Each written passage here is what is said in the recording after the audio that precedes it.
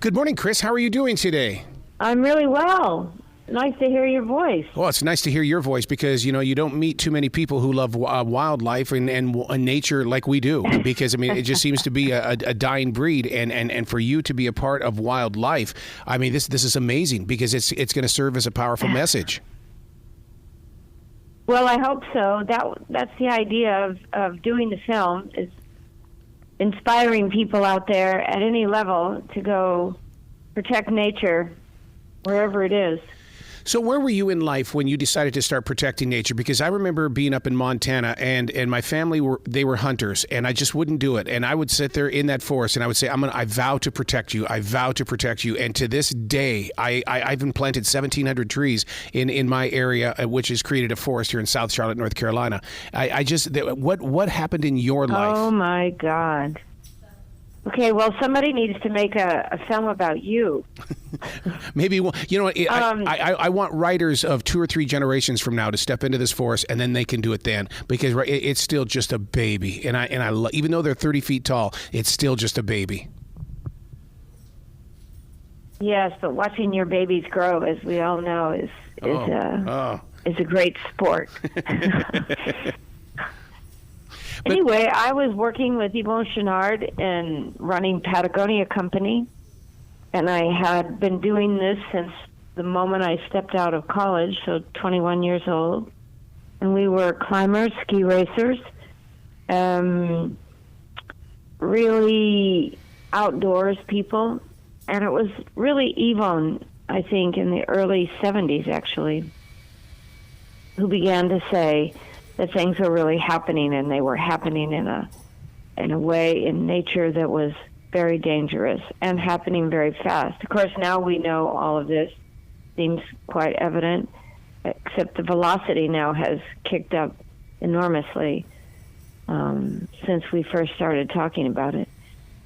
And I ran into Doug Thompkins, who would become my husband, and he had just left his working life to go spend the last third of his life out in the wild protecting nature. Mm-hmm. And so the timing was perfect. We both wanted something else beyond our working lives, to change our lives 180 degrees. And it was pretty serendipitous if I look at it now. And that's what we did. We just moved out of the United States down to Chile, and then to Argentina, and began accumulating large tracts of land in key areas, a lot of the jewels of the country, and buying it, and then dedicating it and donating it back to the citizens of Chile and in Argentina, to the Argentines. Wow. And that's what we've been doing for the last 30 years. Oh, such a calling. And to be in that right place at the right moment. To be able to create national parks in South America. And we're Americans, we're spoiled by that, but to do it in other areas around the world. Well, that's right. Although we have to remember that both Chile and Argentina had national park systems when we started. So it wasn't as though we created that form of protection in the country. Mm-hmm. It was already there. In fact, Argentina, I think, is the 3rd oldest national park system in the world, behind Australia and Canada, maybe the U.S. And Chile's, the first one was in 1926. But it wasn't an active or proactive idea that individuals could amass land and then turn them over so that all are welcome, just like you see in Yellowstone and other national parks that we're all used to. Don't you love the vibration of the land when you go into any national park, such as Yellowstone or even down there in South America, in the way that there's such a relationship? Because I have trees that have been a part of my life for 30 years, and to go sit with them, or to go sit next to a rock, or to be with the turtles. You learn that it's not about the human, it's about the atmosphere. Well, I think you're absolutely right. And being from the United States, when I walk into Yellowstone or one of the parks here, I can pull my suspenders and say to myself, I'm one of the owners, the guardians of this park. Yeah. Because as Americans, we're responsible for our national parks. If they're being mistreated, you have to stand up and help do something about it.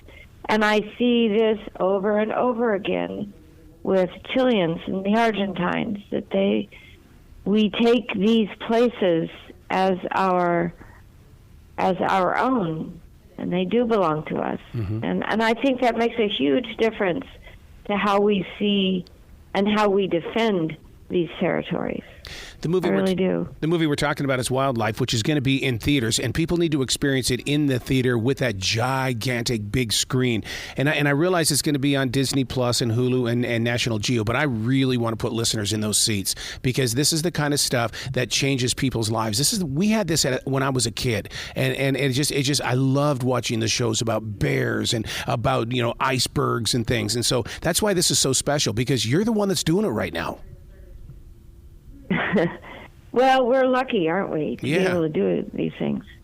Yeah. And I agree with you. If anybody can still see it inside a theater, please go and see it, because it's a lot of aerial photography shot by the same guy who did Top Gun. Oh, wow. It's a beautiful film, besides the content and the story, which I'm, of course, personally very proud of.